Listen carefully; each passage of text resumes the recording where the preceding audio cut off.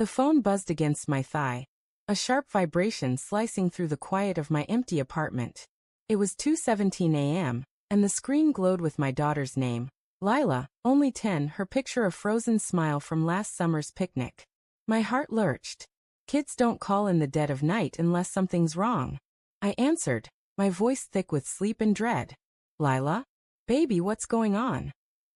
Her small, trembling voice crackled through. Daddy, they're yelling. I'm scared. Can you come get me? In the background I heard it, a man's voice low and venomous, then Sarah's sharp and breaking. Glass shattered. My ex-wife's new life was unraveling, and our daughter was caught in the blast. I grabbed my keys, the metal cold and jagged in my palm, and stumbled into the hallway, my pulse hammering. The drive to Sarah's house was 30 minutes across town, but every red light felt like a betrayal of its own.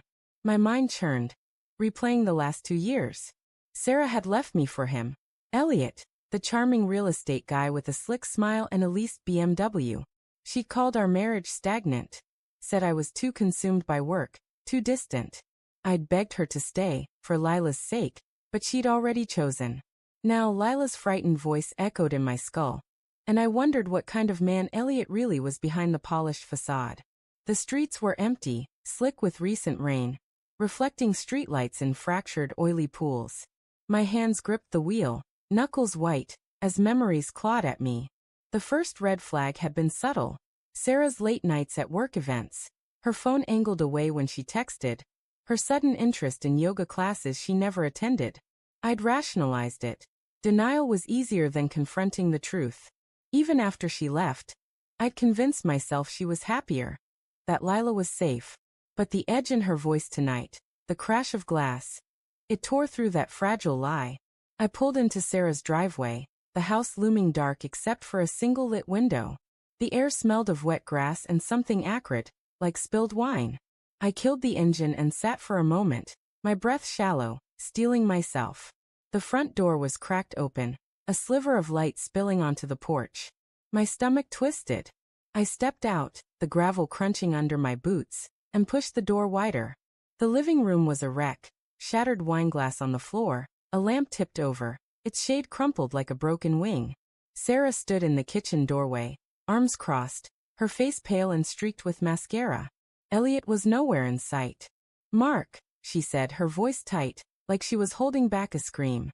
What are you doing here? Lila called me. I said, my tone sharper than I intended. She's scared. Where is she? Sarah's eyes darted upstairs, then back to me. She's fine. It was just an argument. You didn't need to come. Glass breaking at 2 a.m. doesn't sound like just an argument, Sarah. I stepped closer, my voice low but shaking. Where's Elliot? Her lips parted, but no words came. Then, from the staircase, Lila's small figure appeared, clutching her stuffed rabbit. Daddy.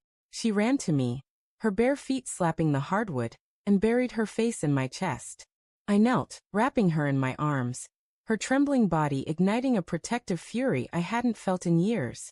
It's okay, sweetheart, I whispered, stroking her hair. I'm here. But my eyes locked on Sarah, searching for answers she wasn't giving. The air felt thick, charged with unspoken truths. Sarah's voice softened, but it carried an edge. Mark, you can't just barge in here. This is my house now. Your house. I stood, keeping Lila close. Our daughter's terrified and you're worried about boundaries? What the hell happened here? She flinched, her gaze dropping to the shattered glass. It was nothing. Elliot and we had too much wine. Things got heated. Heated enough to scare Lila? My voice rose, and Lila's grip on my hand tightened. I lowered it, forcing calm. Where is he, Sarah? He left, she said too quickly. He's gone for the night. It's fine. But it wasn't fine. I saw it in her trembling hands, the way she avoided my eyes. I'd seen those signs before in the months before she left me. Guilt masquerading as defiance. I wanted to shake her, to demand the truth, but Lila was watching, her wide eyes darting between us. Let's get you to bed, kiddo, I said, guiding Lila upstairs. Her room was a sanctuary of pastel walls and fairy lights, but the air felt heavy, tainted by the chaos below. I tucked her in, her rabbit clutch tight, and promised I'd stay until she fell asleep. Her small hand lingered in mine, and I fought the urge to cry, not for me, but for her, caught in a world fracturing around her. Back downstairs, Sarah was cleaning the glass, her movements jerky, mechanical. I leaned against the counter, arms crossed.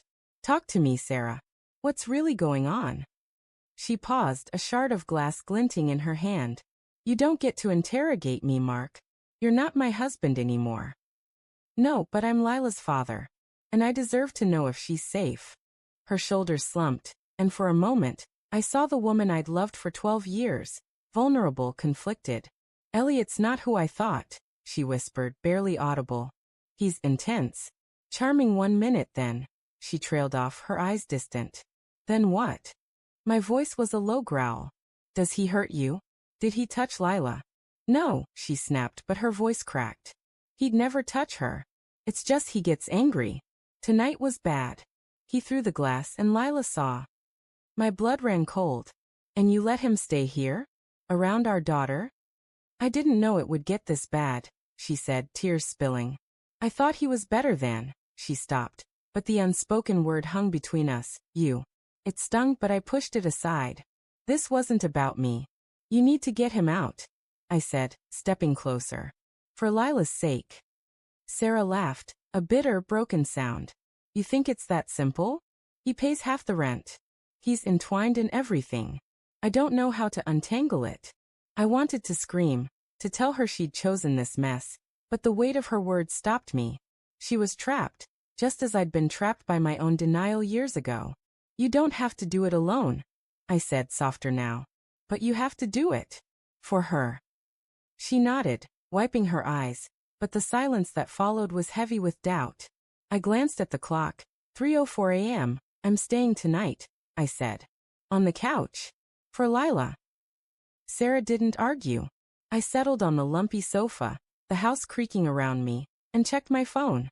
A text from an unknown number glowed on the screen. "You don't know the whole story, Mark. Ask her about the nights she still calls you." My breath caught. It had to be Elliot. The words were a blade, twisting in my gut. What did he mean? Had Sarah been lying to me, to him, to herself? I stared at the ceiling, the shadows shifting like ghosts. The betrayal wasn't just hers. It was a web, ensnaring us all.